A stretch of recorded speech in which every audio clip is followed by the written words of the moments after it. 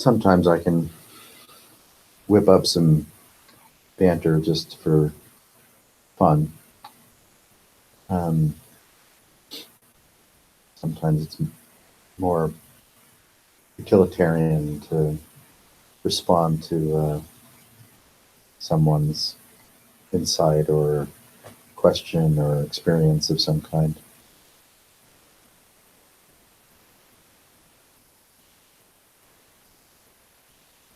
Well, thanks for the permission.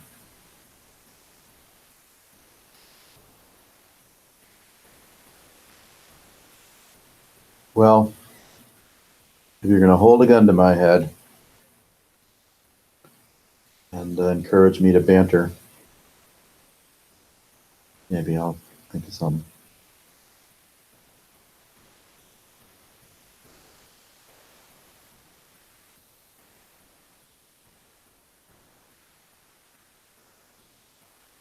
Yes, a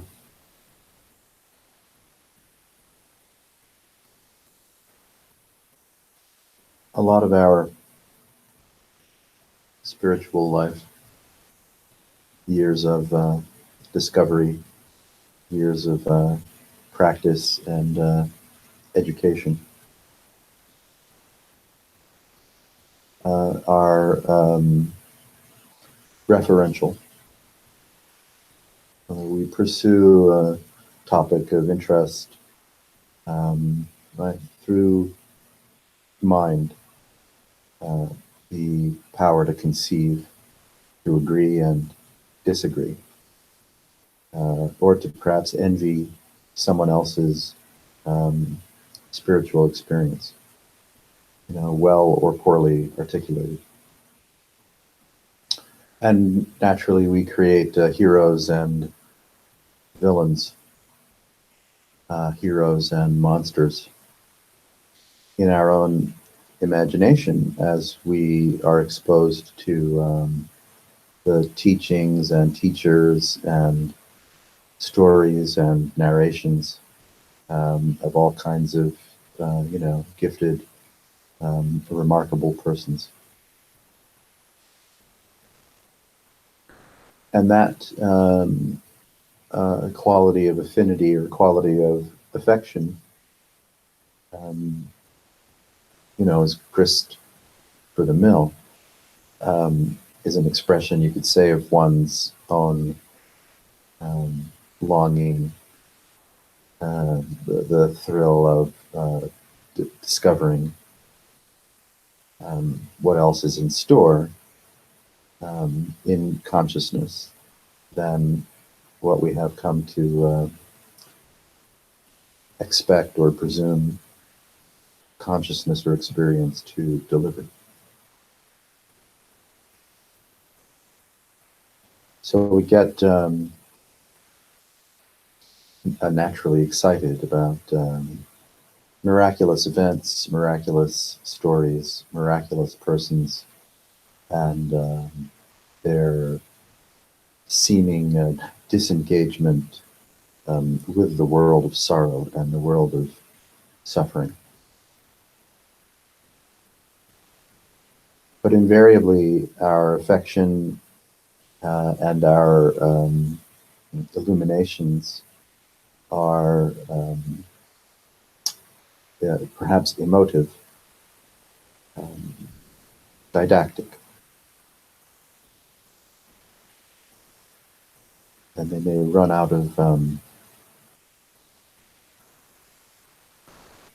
deeper satisfaction or deeper nourishment. Because living secondhand, even in admiration of a glorified spiritual figure, doesn't quite bring us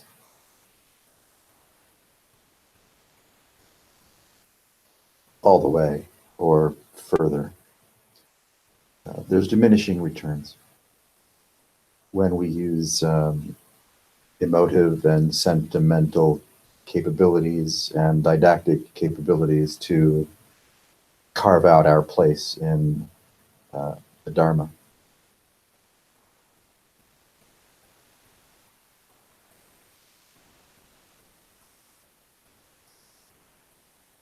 So it may beg the question at some point in a life's journey, what's not secondhand? You know, devotion is secondhand. Meditation at many levels, let's say, is secondhand. We can have curious and sometimes ecstatic experiences, devotionally or otherwise, but they, you know, come and go like everything comes and goes.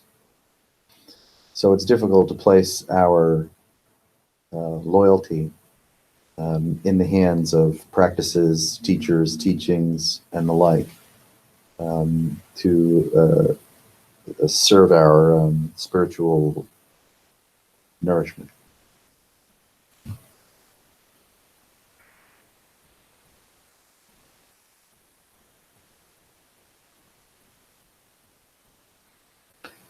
Our predilection, our conditioned habit, is to entrain with the storytelling mind, the mind of time, the mind of causality and implication, as concerns myself, my body, my emotion, my sentiment, my sense of security or lack thereof, my self-esteem, excuse me, or lack thereof.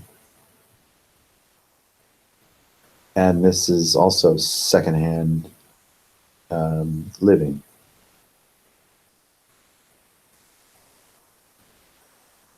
We're interfacing with the presence, the streaming nature of present experience, secondhand, behind the conditioning, the insulation, the insubordination of myself, or the imagination of myself.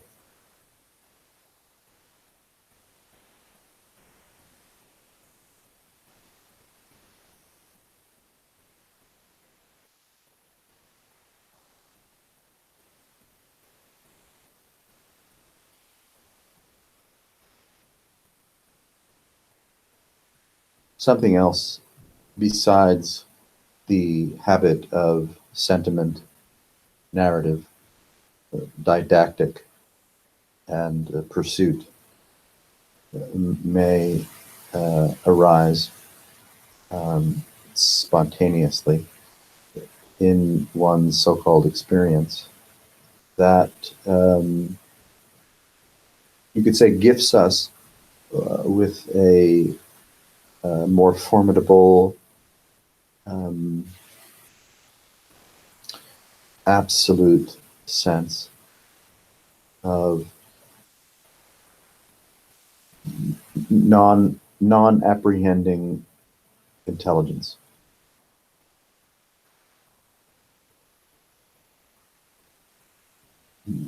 Perhaps you could even say non-utilitarian intelligence.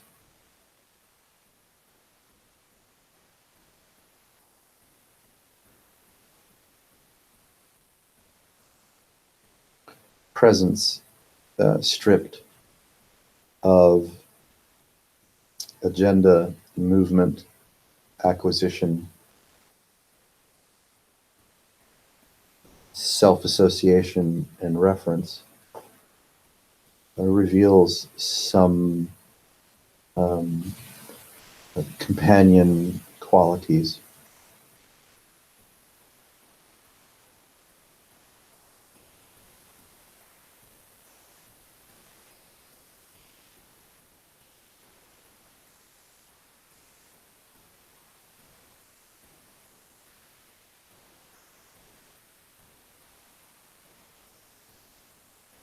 Those companion qualities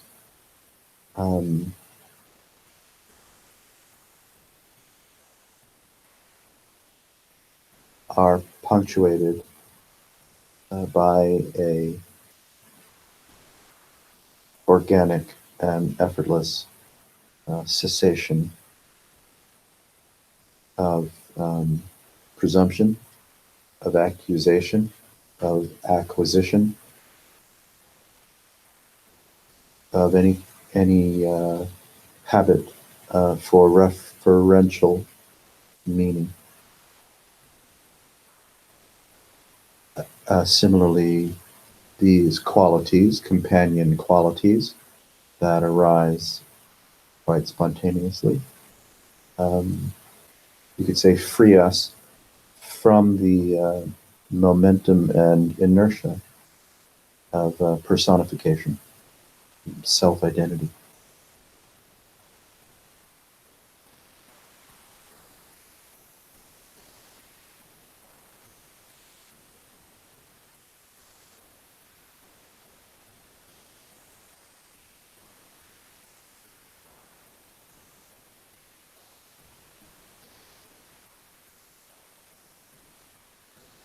This is a very easeful transmutation in ordinary consciousness.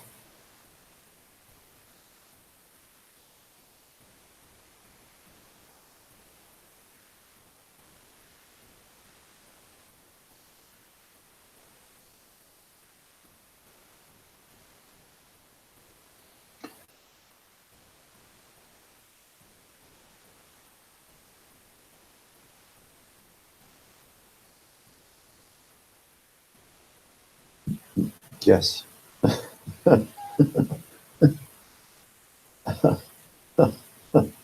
Yes. Yes and yes. Um,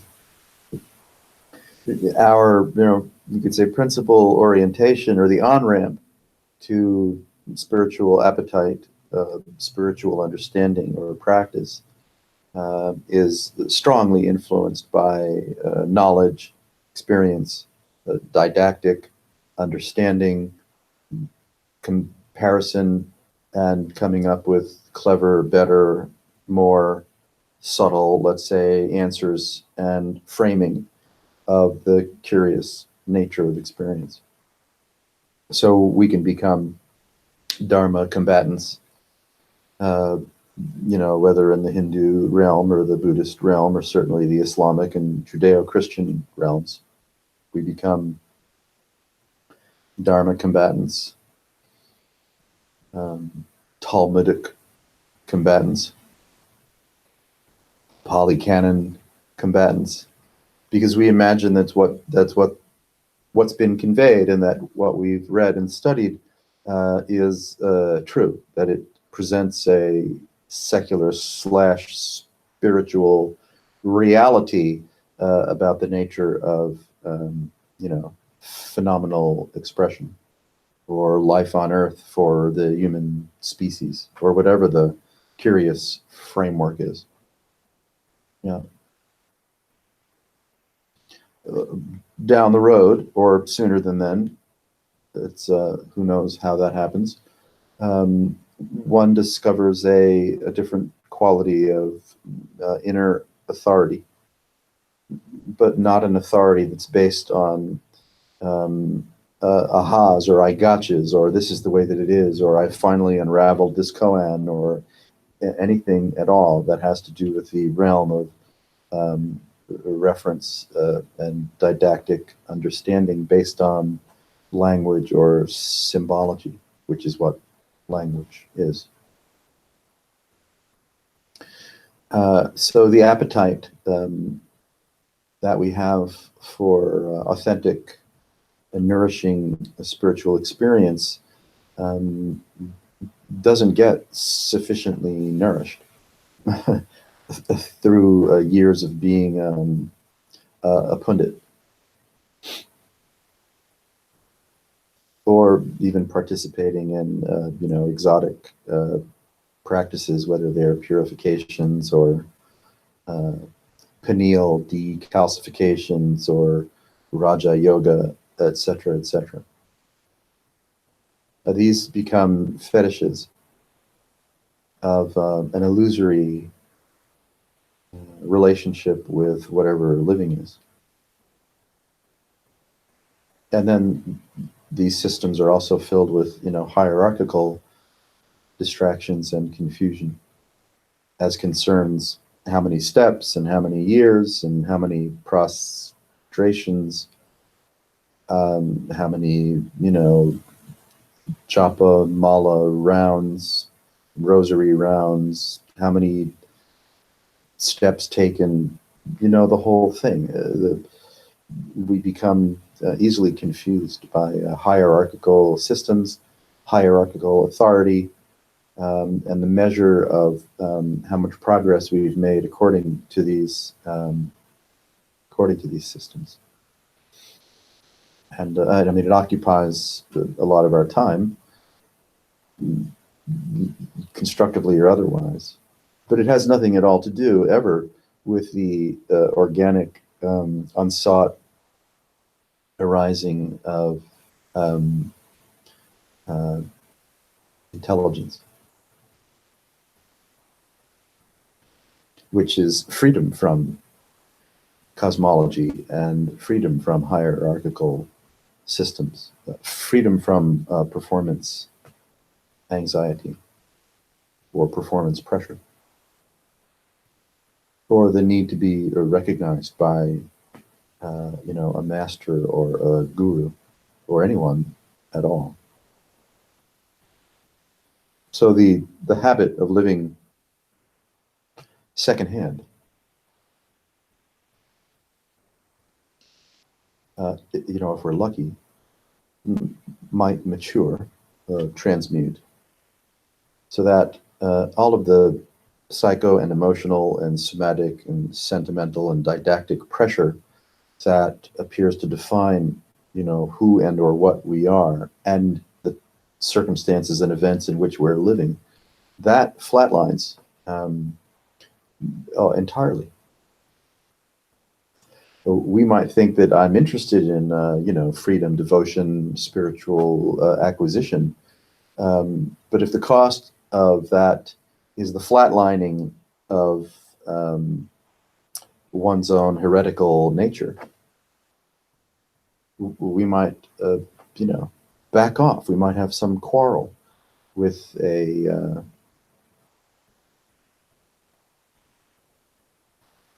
cessation of self-will.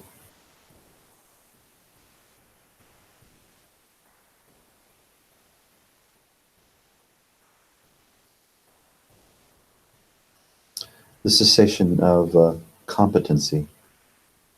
The last thing we want is to become incompetent.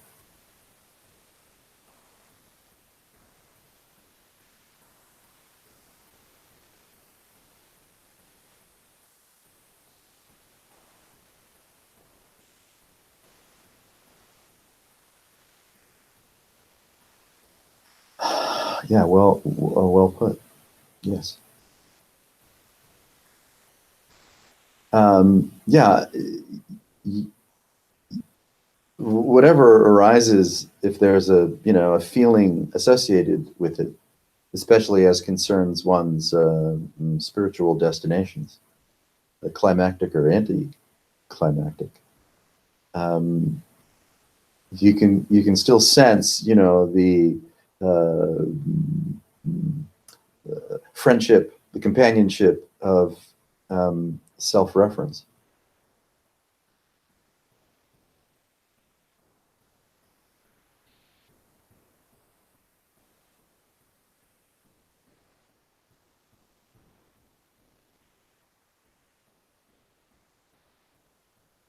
And free fall as a metaphor for present experience without coordinates.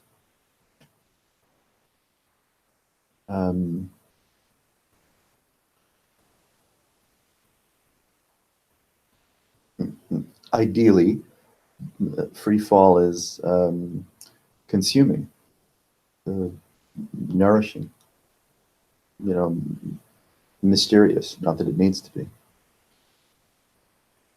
The ease of being that becomes known more formidably known and felt, that accompanies the free fall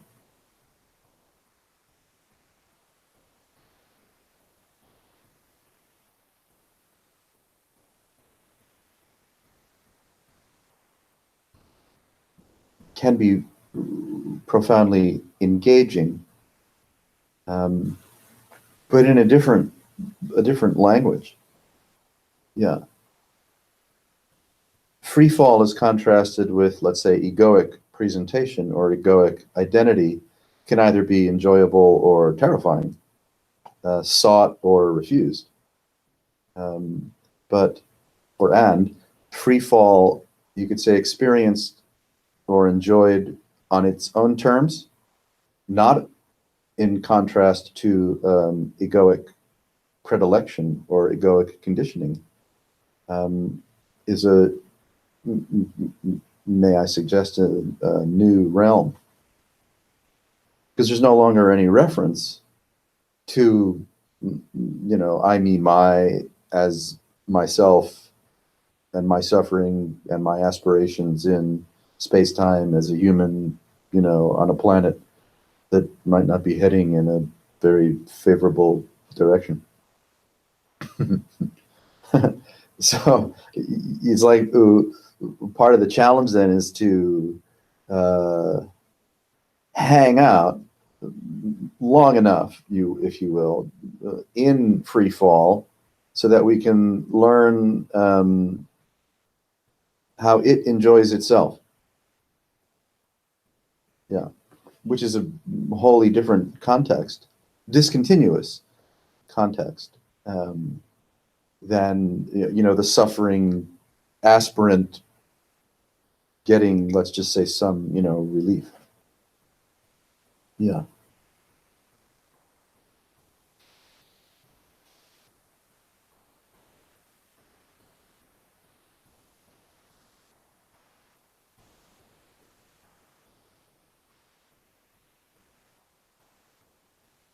And of course, there's likely to be views or vistas that, yes, I see, yes, the Peter Brown book, of course. I do the same. You read a thing and you watch a thing, and then you start thinking and feeling and expressing, through that influence. Yeah, it's fun.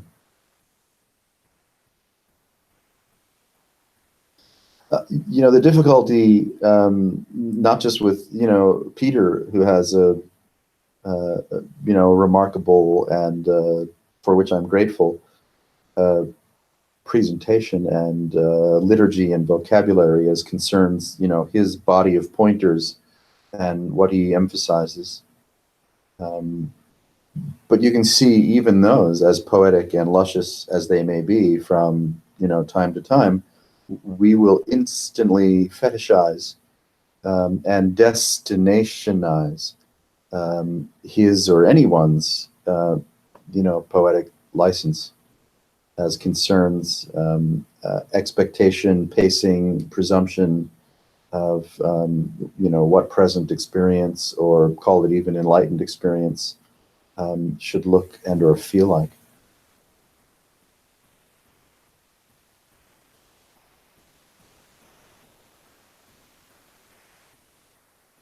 There's that reflex, if you will, for grasping or clinging or sense making, the derivation of meaning as it affects or afflicts me, my idea of myself, sensually and otherwise. So it's a very crafty loop of self-referencing. So if I read a new thing, or I'm inspired by some other works or a form of vocabulary that I have not been exposed to before, I do anyway, get excited and interested and like to go down the roller coaster of that body of work. And then it's just as useful, if not more useful, to discard it.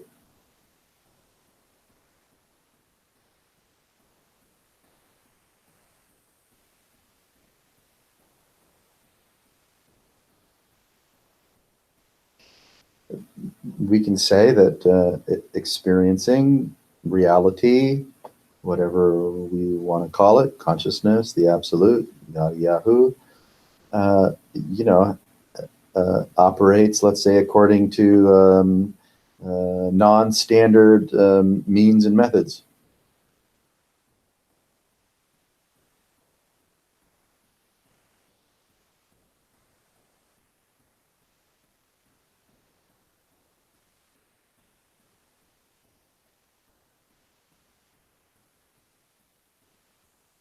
If the movement of narration and the acquisition reflex of mind is not operating, then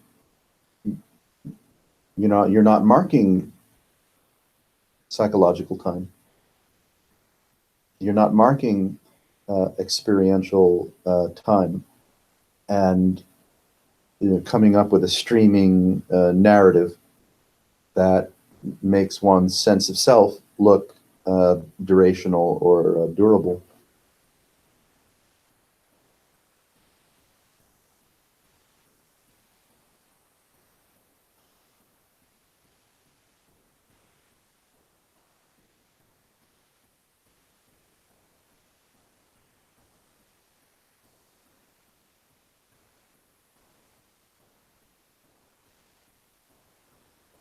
I'm down with that.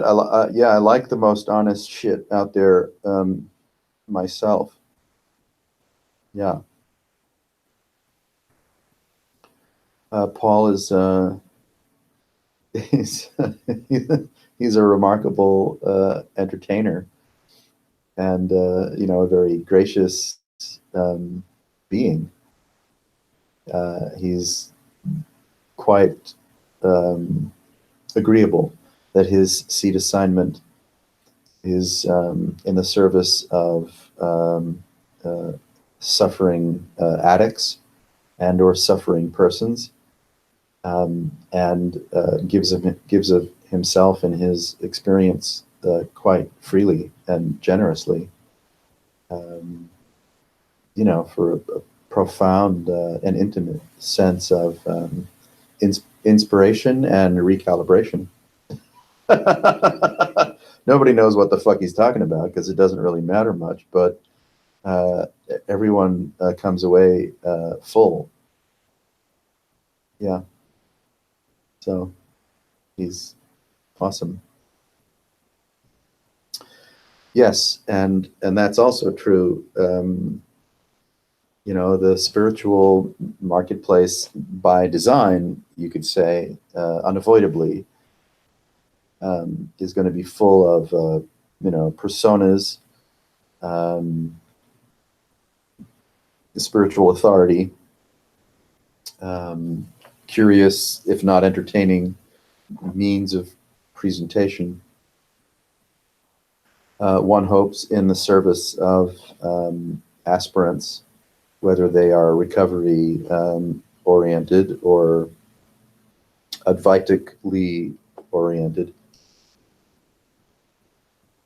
One's mind, if there were one, not that it is one's, but the nature of mind is instant on objectification, instant on fetish creation, and it's that the projection of objects derived from the remarkable subtlety that is found in and as consciousness. So we are excited, we're thrilled to find an object, to name an object, to acquire an object, store, save, buy, sell an object.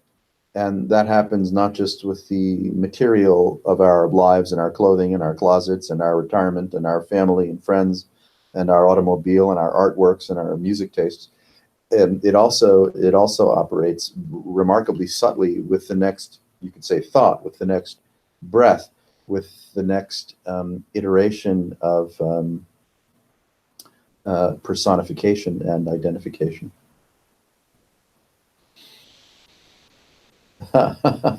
So, quality renunciation might not have anything to do with having sex or not having sex, or having money or not having money, or eating after 5 p.m. or not. The quality renunciation might have everything to do with the ambiance of this present moment. Clinging to the firestorm, the seductive firestorm of whatever is appearing in or as consciousness to me. So the renunciation is not of material things, actually. The renunciation, which is, again, effortless and couldn't really be practiced, is the the Teflon of the ease of being, meeting the ongoing presentation of subjectivity, objectivity, perceiving, conceiving, and the presumption of experience in a world.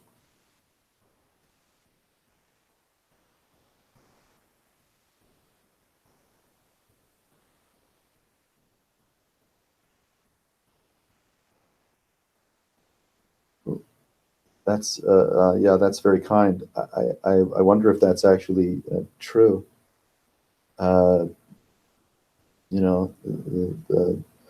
Graciously and appreciatively, my banter and kinds of offerings that I make, modest offerings that I make, are thankfully not broadly received. Yeah, no one's inviting me to, go anywhere, to say anything. Egoically, I can become from time to time kind of grumpy about that, but really being marginalized and unpopular is really a better place to hang out.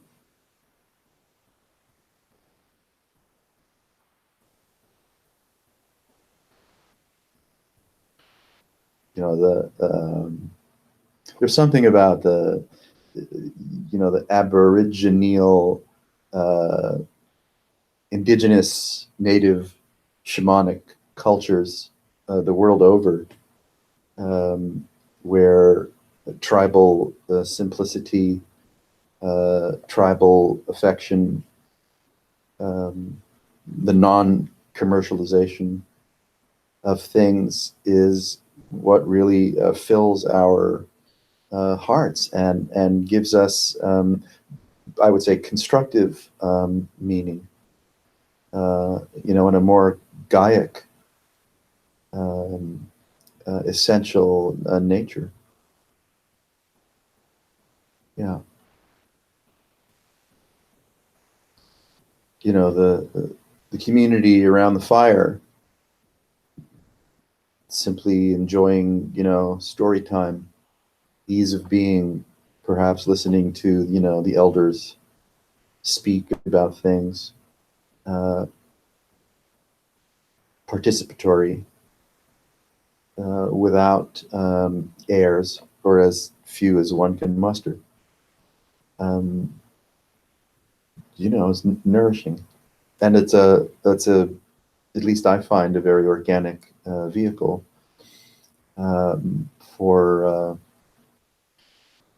deeper discovery, non-dual discovery.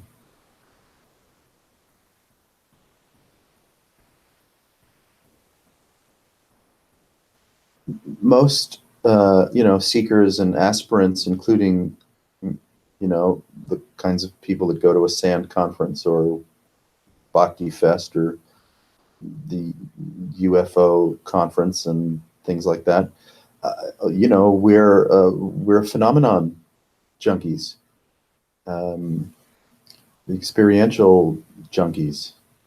We want to be in the presence of a mutant or something. We want to buy the accoutrements of the trade. And of course, that's all well and good, and if you had the money and the time and the inclination to go to various conferences and get stoned on the presence of other people, doing sand, doing UFOs, doing satnams, you know, Hari Babas, that's fucking great. Go on a yoga cruise. Get vegan training. Do, Ramana Maharshi book study, you know, but fuck it. I, you know, that's all secondhand. It's all indulgence in secondhand spiritual materialism, which is fine, wonderful. So it's really, up to the aspirant, the journeyer, uh, to discover what's truly nourishing and helpful to them. Yeah, when we're tired of uh, circumstances and events and security seeking and knowledge mongering. Yeah, right. When that distraction wanes of its own accord, um, then we're left with ourselves.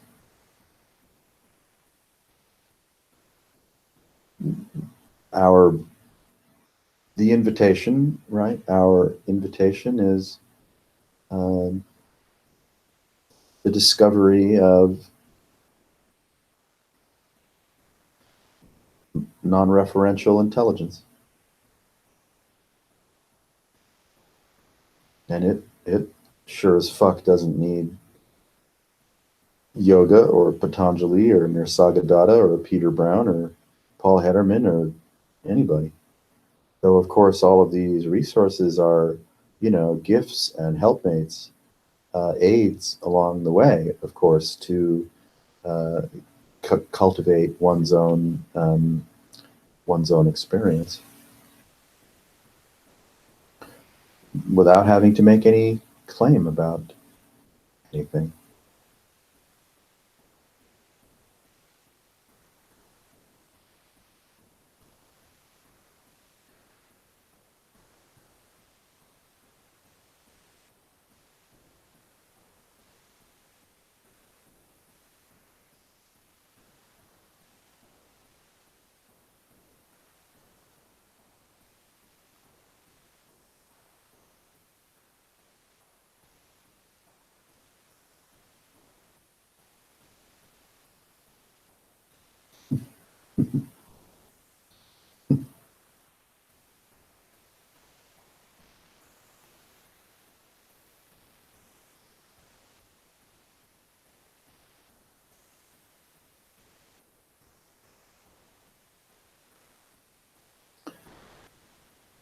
Freedom, whatever that might be, uh,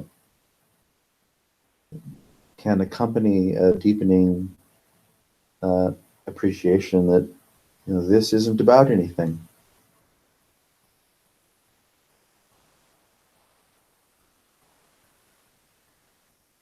The inertia of personification, the inertia of personal identity, uh, goes into a natural abeyance or relaxation with the appreciation that this isn't about anything.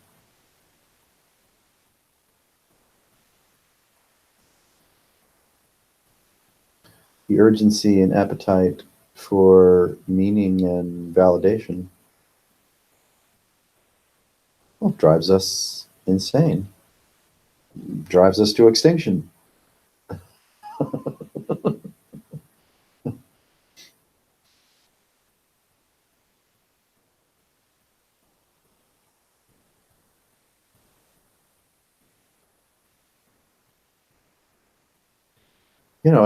It's a timing thing. when the time is right and ripe for a spiritually aspiring or spiritually minded person, if and when to alleviate themselves of the presumptions of others, the knowledge of others, the experiences of others, the frames of reference that imbue and taint our native consciousness and suggest boundaries and conditions and contexts for our right to be. When all of that is discarded, that Course in Miracles gone, Ribhu Gita gone. I mean, everything is shreddable. Then, without any reliance on any prior knowledge, here's, oh fuck me, here's naked presence.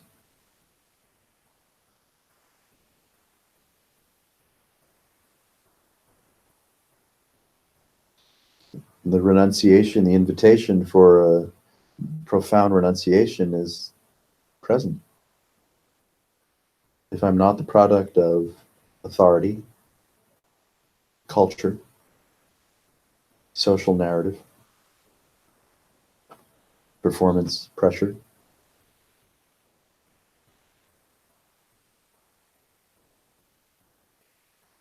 this freedom is basketball. One may bask in this.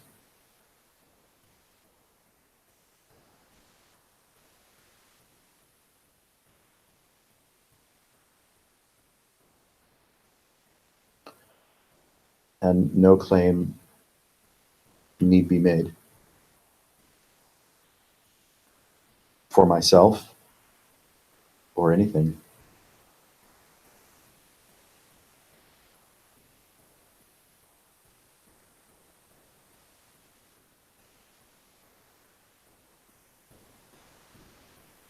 There's no one and nothing to heal, and yet there's no refusal to avoid an encounter where you may be called upon to be useful, to be present, to be a friend.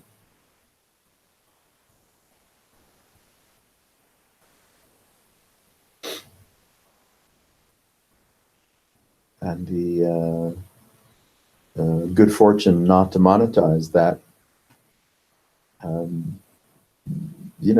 at least in this society, could be quite lovely.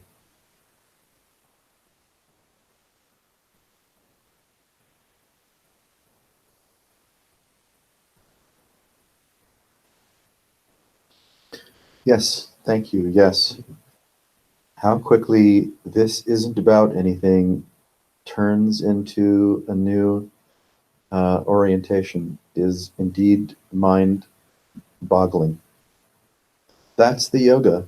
That is exactly the yoga, whether it's Paul Hederman's yoga or the yoga of radiant presence, or you name, Nirasagadatta's teachings, or even Ramesh Balsekar, We can throw Jeff Foster in for good measure, even though he's, tends to be kind of emotionally solicitous, sentimentally solicitous.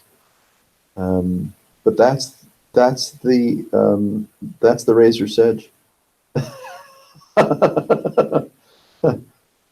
Without grandiosity or grandeur of any kind, here this is, and somehow call it awareness, attention. It doesn't need to be personified or even named.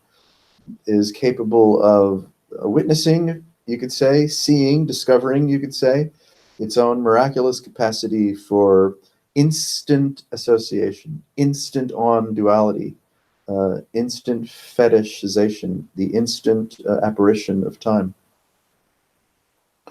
It's faster than quick, you peering right into the fire, where one could say nothing masquerades as something. That is mind. It's not that there's actually mind. There's no mind. There may be a brain, but that's not very useful. There's no mind. However, you could say there's maybe we could call it a verb, a curious and impersonal exotic action.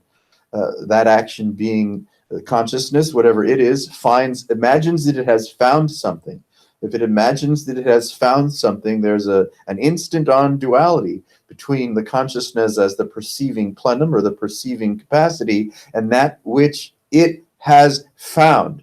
So the instant that anything becomes an object, bam, there's the embedded and innocent projection of subject and object, or the separation or split that accompanies the curious miracle of experiencing. And, that's the engine of all angst. It doesn't fucking matter whether there's attraction or aversion, because attraction and aversion is way, way, way downstream of the principal hallucination, which is that consciousness, having found something, insists, and again, this is, you could say, unconscious and has an automatic nature, reflexive nature. Consciousness finds anything at all and it insists that it's not that. Now there's two of us. That happens faster than one can measure. That may even be occurring timelessly, if not acausally. So if the curious magic trick of a singularity, presuming to be other than itself, is acausal, then how the fuck are we going to get a leg up on it? We're always and only a symptom of that principal miracle. So what can a symptom do? Be a symptom.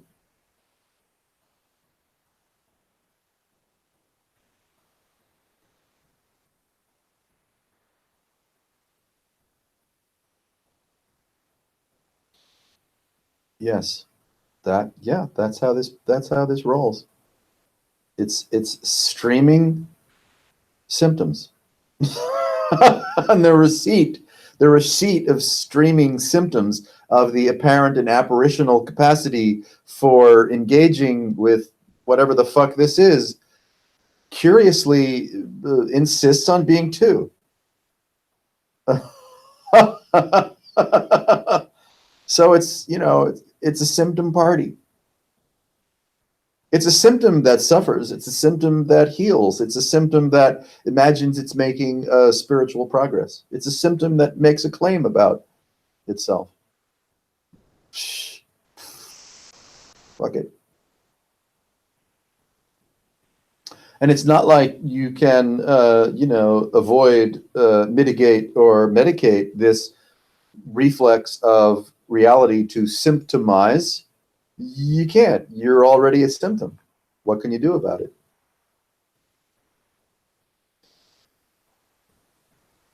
However, there might be the curious discovery, revelation, if you will, kind of a revelatory appreciation, frustrating, terrifying appreciation of the streaming nature of presentation, the streaming nature of consciousness or perception, the streaming nature of the most marvelous and minute, fractal, sub-symbolic discoveries that can be made in the plenum and plasma of consciousness. Man, they're fucking tiny. Really tiny. And tinier than tiny, and implied only. Yeah. So this is a plasma of streaming, remarkably subtle, hollow, dynamic implication. And we don't see it on those terms. You could say we're too busy. We're already imbued or inebriated with the mantle of the presentation. So it's very challenging to cultivate a quality of sensitivity or a quality of consciousness that is capable of rolling back behind, multiple layers of gossamer distraction. Keep rolling back, rolling back, rolling back behind all these layers of distraction, and just see how absolutely fucked you are in a pleasant way. In that the very consciousness that you think one thinks one may be in possession of is just symptom. But the rubric of pride, of orientation, of reference, and objectification happens so quickly and so pervasively that we imagine that indeed we are personified.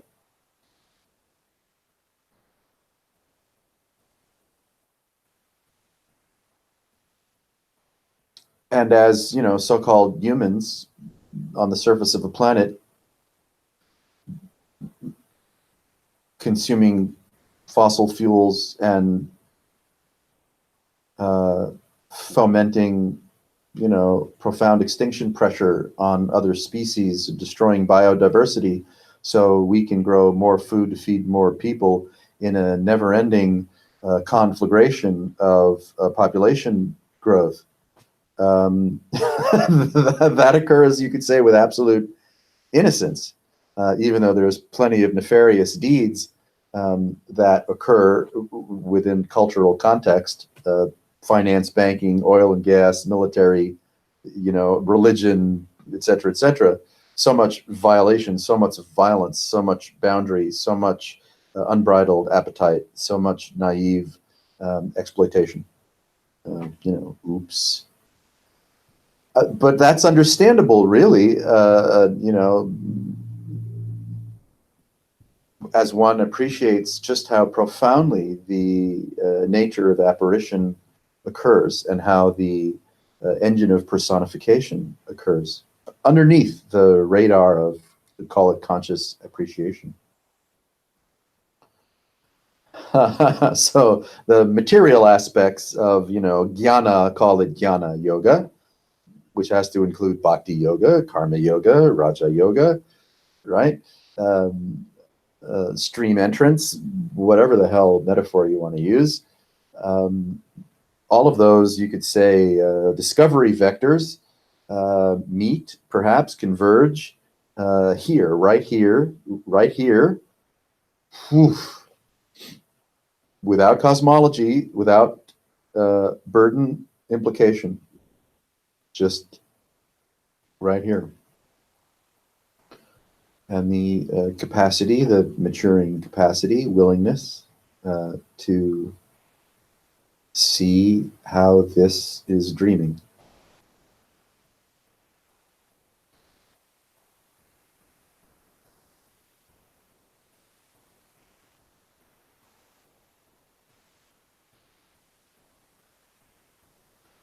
You could say, and Peter Brown, the person you're reading now, we'll use the metaphor of surfing, right? Surfing apparition, surfing the miraculous engine of consciousness, the engine of phenomenon, the engine of radiant presence.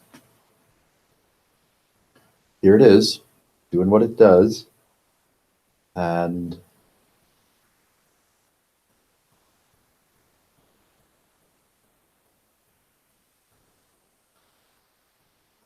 one can be in acausal receipt, acausal participation with the streaming nature.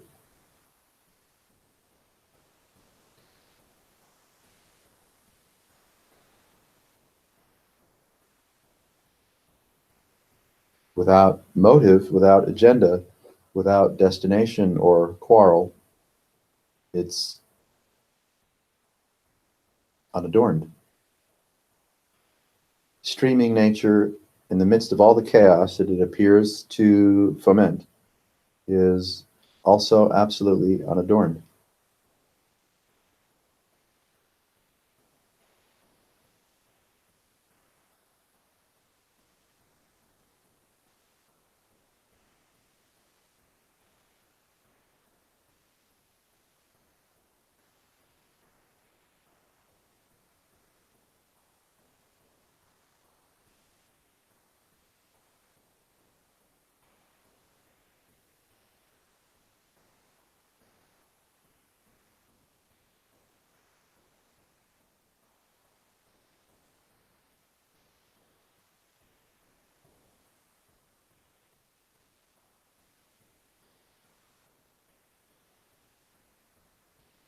And the subtle sensuality, formidable sensuality that can accompany the yoga of surfing, the yoga of traveling lighter, the yoga of radiant presence.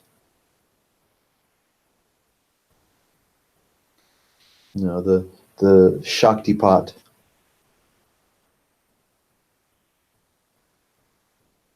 which is the fundamental nature of present experience.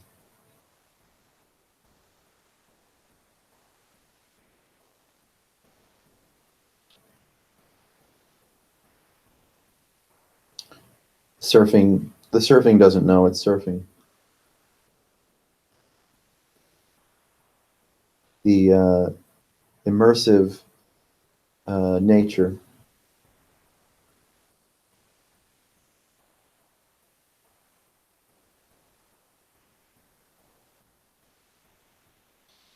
the immersive nature is released from any remaining sense of um,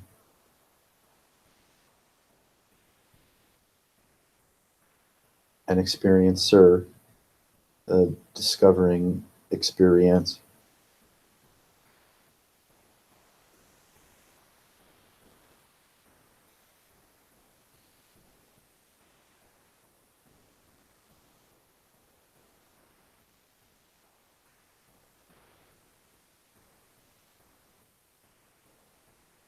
The you know, the fascinating pressure of conceiving operates impersonally, um, spontaneously,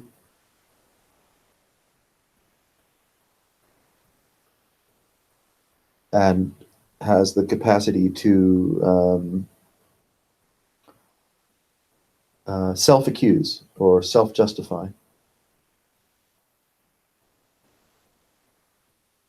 So instantaneously and with no effort at all, we become imbued with the accoutrements of personification. And the accoutrements of personification, you could say, is the stuff of I.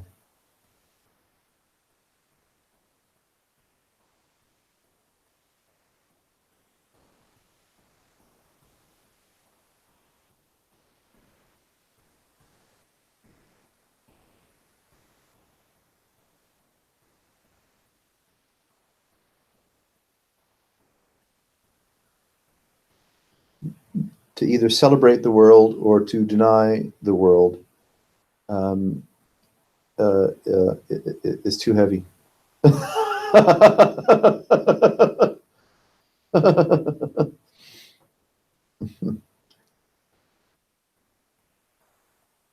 And of course, it's, you know, absolutely fine. And why shouldn't we go on either celebrating the world or, for some, denying the world? Yeah.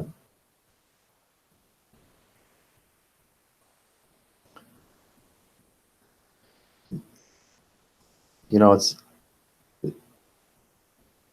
to suggest that what happens behaviorally or circumstantially, karmically, um, has no, may I say, actual TCP/IP connectivity with the unadorned nature of reality. You see, as an entity, we like to think that there's, connection and implication and things to discover and or things, to do. But yeah, that's right. That's just a presently appearing urgency or reflex of, what should I do, think, feel, say, express next, according to what exactly? So we love the rhythm of things found in consciousness because we rally around that which is found in consciousness to feed the beast or feed the hunger for personification. There's nothing, right or wrong with it or anything for that matter. Perhaps we'd be better off with a little less violence and a little less subterfuge. But I'm not holding my breath.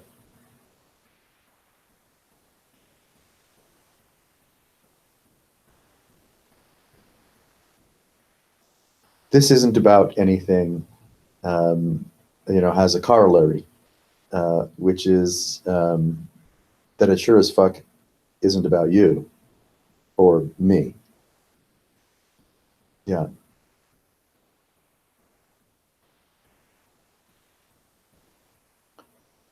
Erasure, is a gift.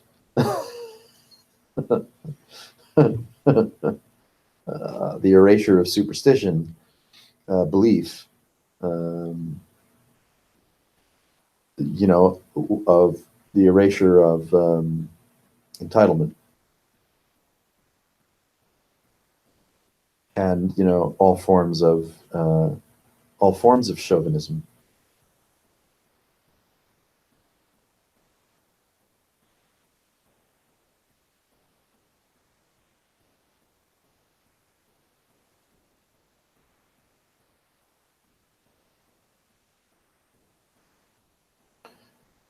It's a higher power thing. There's wonderful parallels, of course, between the practical wisdom of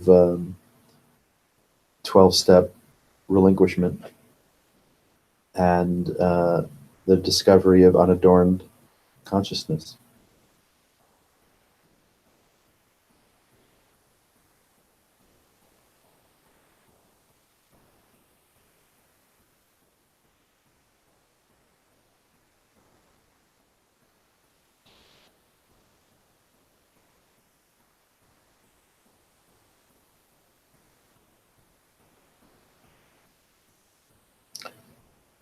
One relinquishes the inertia and the momentum of self-interest and takes a risk to be nourished by, sustained by, made whole by, mysterious forces.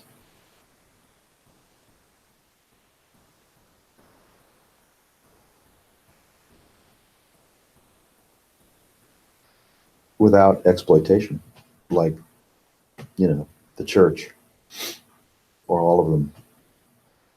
Yeah.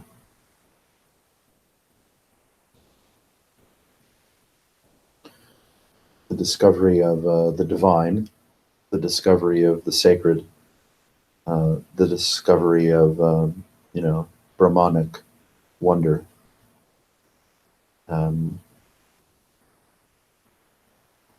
Is best when it's non-exploitive, when it's not turned into a fetish or some form of authority or means to an end.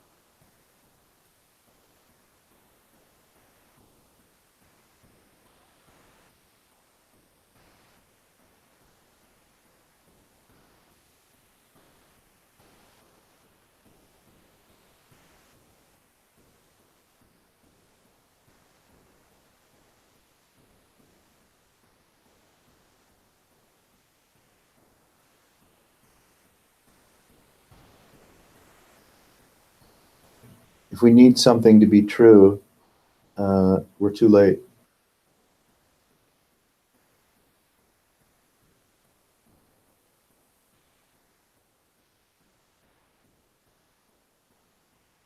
Needing something to be true is already, downstream of the principal symptom. The personification of consciousness as self and other.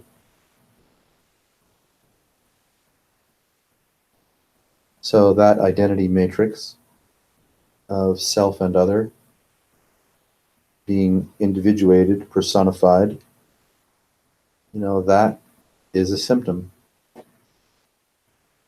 But you could say few, human beings, whether religious or spiritual or secular, get into the heart of it, get into the meat of the apparition of personification. So most of our craving, has to do with material objects and sensual pleasure and one or several forms of chauvinistic exploitation and power over others, which is kind of a big oops.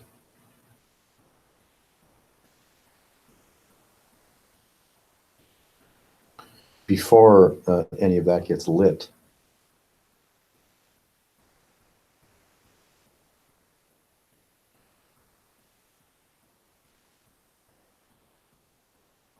there is this. There is unadorned consciousness.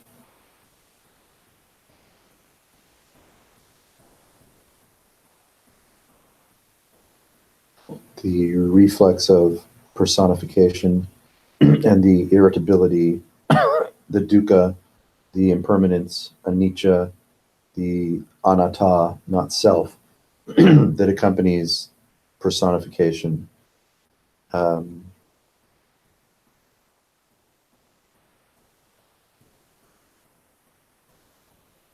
Appear as both vehicles and an obstacle to the fruition of simplicity.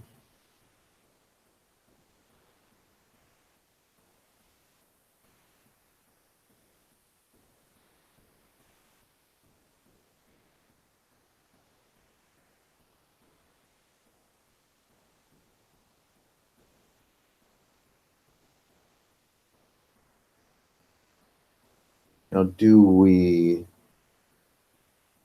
have an interest? Do we have the verve to relinquish belief, to relinquish superstition, to relinquish the vagaries of personification?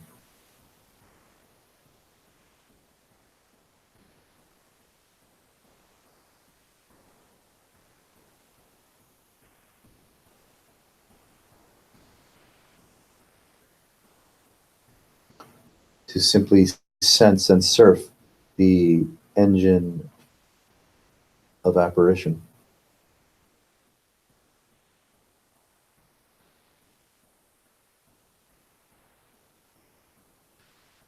Without any inhabitation.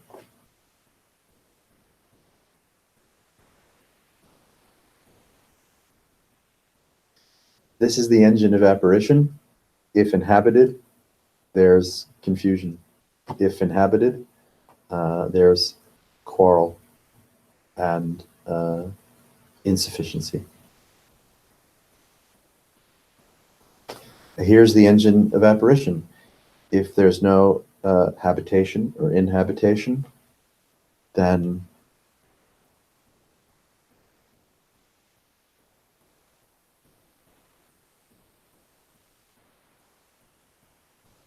this is the streaming presence of the engine of apparition. Without the reflex to inhabit, to personify, what is it then?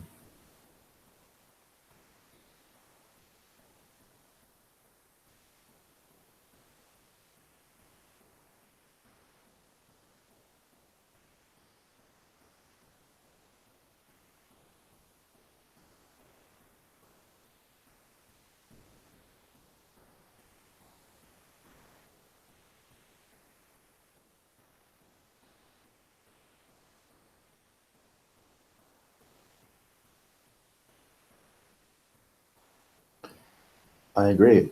Yes, it doesn't sell very well.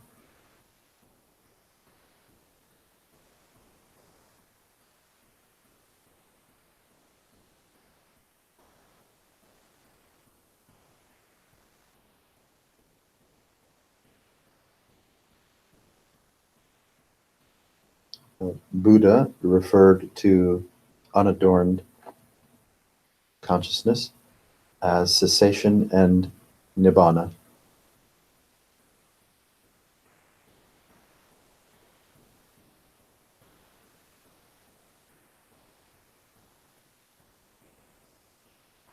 This is the miraculous engine of apparition and personification.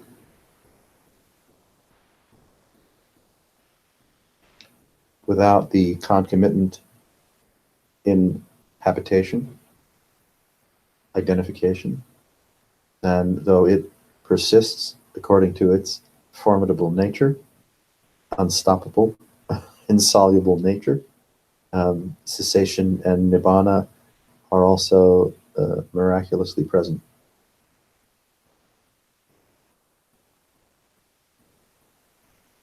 Not as the release from something, because the release from something is already downstream of, right, perceived incarceration. So this is here, just this is prior to incarceration, and therefore it's not really relevant to refer to it as release.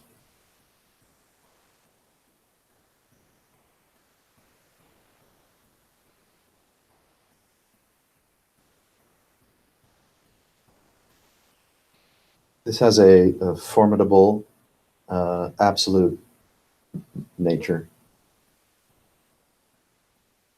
And you know, you have to be willing to be a little crazy, or go a little crazy, and perhaps stay a little crazy.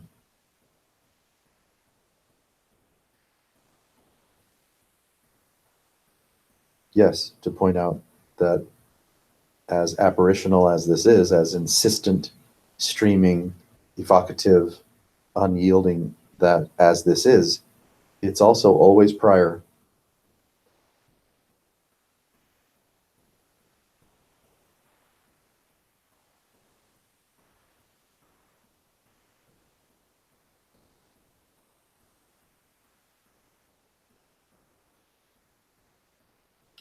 And the release of conceiving, the beauty and strange beauty, the confounding beauty of conceiving, then yeah, here this is.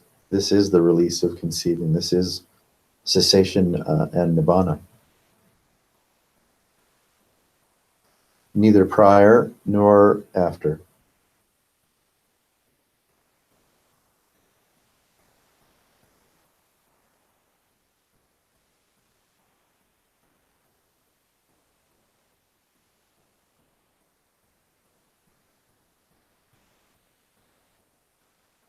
The implication of two is released, relieved.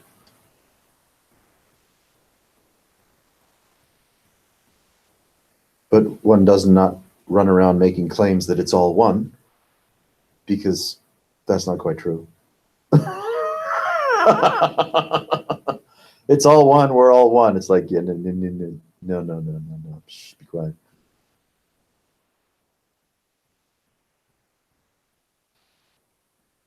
So curiously, it reveals itself to itself. You and I are just, collateral damage.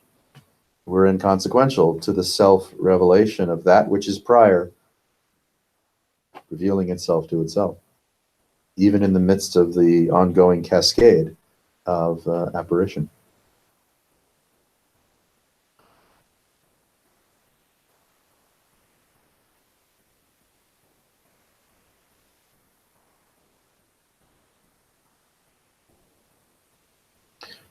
How willing are we to relinquish the familiarity of our own consciousness? the temporal and the spatial and sensual implications of our own consciousness.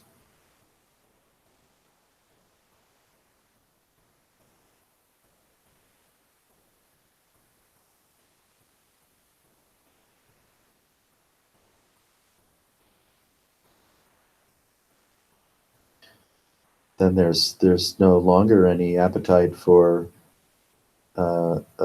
whatever might appear to be enlightenment. I mean, that can just fuck off.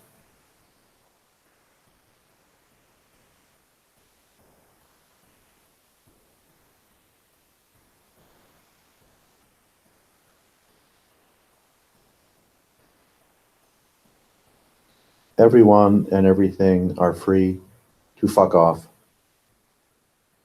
including the loyalty that I might invest in my own apparent consciousness.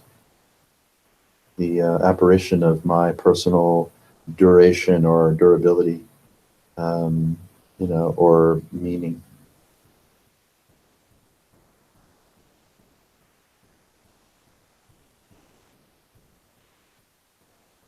Whatever consciousness is, it may very well go on finding objects and then self-deluding. And why shouldn't it? But neither the capacity to delude or the capacity to reveal, need to concern you any longer.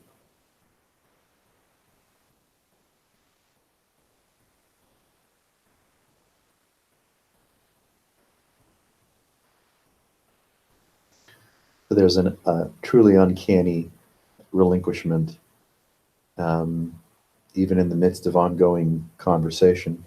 There's an uncanny relinquishment of the apparition and the implication of conceiving, even while it's occurring.